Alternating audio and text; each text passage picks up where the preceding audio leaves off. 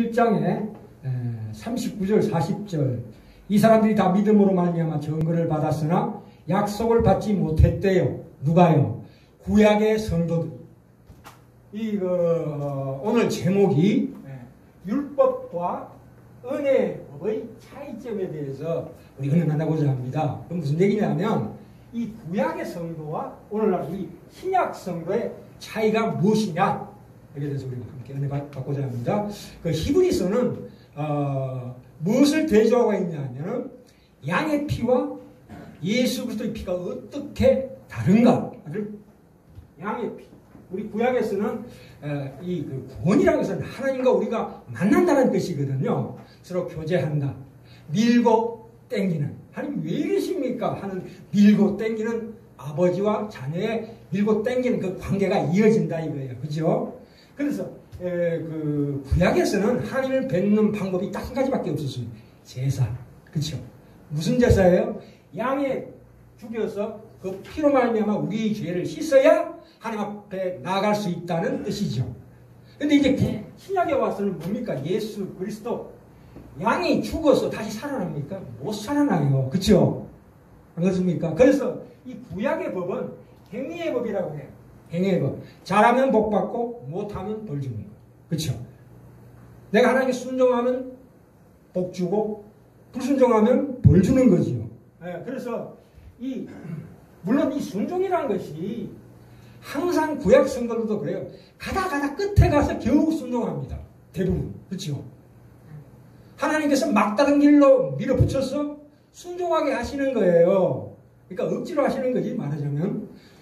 그래서 그 구약은 말하자면 방금 시작되어서 불완전하고 희미한 윤곽.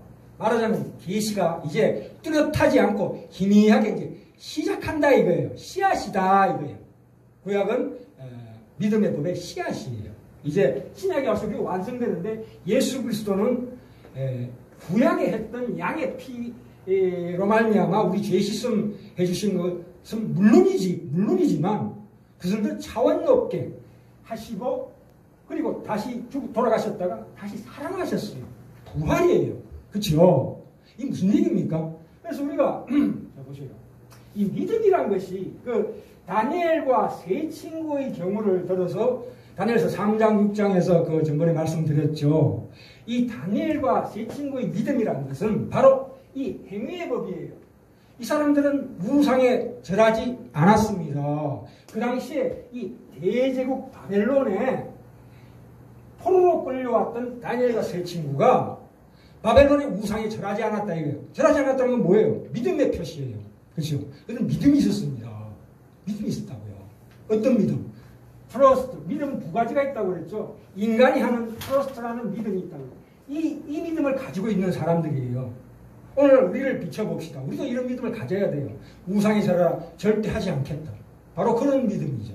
그래서 우리가 충분히 발휘할 수 있는 믿음이에요. 그러나 다니엘과 세 친구 사드락과 메삭과 아벳느고가 풀무불에 던져졌을 때 어떻게 됐습니까? 자기의 믿음의 행위를 했을 때 그 결과가 어떻게 와요? 고통으로 다가옵니다. 고난으로 다가오지요. 풀무불에 던져버렸어요. 그런데 문제는 그 다음에 기가 막힌 기적이 일어난다 이 얘기예요. 어떤 기적이 일어납니까? 하늘에 천사들이 와서 풀무불 가운데서 천사와 함께 4명이 빙빙 돌아다닌다 이거예요. 안 죽고 이 세 친구를 붙들었던 병사는 불에 다 죽었는데 안 죽어봐요. 그럼 뭐예요? 하나님의 기적으로 인해서 끄떡 없었다 그거예요. 그렇죠? 그들의 믿음이 있었지만 결국 하나님께서 그 믿음을 완성시켜 주셨다 이거예요. 안 그렇습니까? 또 다니엘은 어떻습니까? 다니엘은 사사골에 던져졌어요. 근데 하늘의 사자가 와서 사자의 입을 봉황으로 말미암아 다니엘은 끄떡 없었다. 그렇죠? 그래서 우리가 믿음을 시작했다 할지라도 그 믿음을 완성시켜 주시는 분은 하나님이시다. 그 뜻이에요. 그래서 이 두 가지가 다 하나가 되는 게 바로 신약의 성도의 물론 이거는 기본이고 더 들어가면 더 놀라운 얘기가 나옵니다. 그건 조금 이따 말씀드리기로 하고 추석에 참 그 나훈아의 패스형이라는 노래로 말미암아 장안에 화제가 됐는데요. 시예요. 시. 그 나훈아 씨가 아버지 산소 앞에서 그 아버지 죽음 앞에서 눈물을 흘리면서 지은 시예요. 시를 음악에 띄워 보낸 거거든. 이 성경은 시요, 음악이요, 그림이요. 참 기가 막힌 오케스트라예요. 우주와 우리 인간의 존재에 대해서 쓴 기가 막힌 대서사시예요. 그래서 이 나훈아 씨가 그 가사를 보니까 정말 시가 멋진 시예요. 4년 전에 미국의 포크 락 가수 밥 딜런이라는 분이 노벨 문학상을 받았어요. 그분이 어떤 노래를 지었냐면 Blowing in the Wind라는 노래를 불렀어요. 바람에 실려서.